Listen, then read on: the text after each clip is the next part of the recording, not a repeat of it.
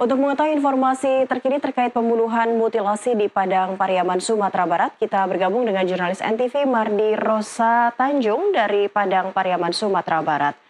Iya Mardi, apa ada update dari kasus mutilasi ini yang sudah ditemui korbannya seperti itu, dan sebelumnya polisi juga telah menemukan 5 potongan tubuh korban.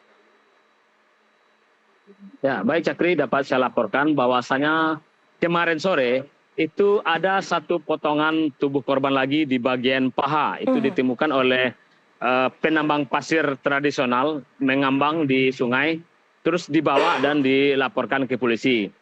Terus pihak kepolisian untuk mengidentifikasi lagi korban-korban yang ada, itu potongan korban dibawa ke Rumah Sakit Bayangkara Padang.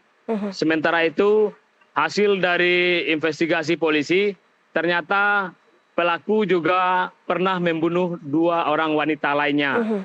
Salah satu di antaranya adalah pacarnya pada saat itu. Setelah dilaporkan hilang 1,5 tahun yang lalu, barulah ketahuan kemarin setelah adanya kasus mutilasi ini. Dan untuk pelaku sendiri itu sangat dikenal dekat oleh keluarga korban, salah satu yang dibunuh, yang dimasukkan ke dalam sumur.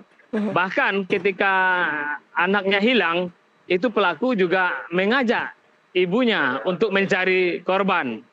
Meskipun pelaku sendiri yang membunuhnya. Sampai mencari ke luar kota sendiri. Begitu Cakri. Jadi sudah terkonfirmasi begitu ya Mardi, seluruh potongan tubuh korban yang terakhir yang dimutilasi dan juga korban sebelumnya yang dibunuh oleh pelaku, identitasnya atau saat ini sedang proses identifikasi dan menunggu data-data dari keluarga korban, begitu Mardi? Ya, betul sekali. Untuk proses identifikasi secara saintifik itu butuh otopsi dari rumah sakit dan itu belum selesai. Sementara dari hasil investigasi polisi dengan pelaku mengakui kepada polisi. Dan berasal dari pengakuan itulah digali sumur tersebut dan ternyata benar ditemukan tulang belulang dari korban yang pernah dibunuh oleh pelaku. Demikian Cakri. Iya Mardi, dan kasus sebelumnya ini memang terendap beberapa tahun begitu ya. Apa sebabnya penyebab dari masih belum terungkapnya hingga beberapa tahun baru terungkap kali ini, dan pasal apa saja yang disangkakan kepada pelaku? Ya betul, jadi 1,5 tahun yang lalu orang tua korban atas nama Cika itu melaporkan ke polisi anaknya hilang bersama rekannya.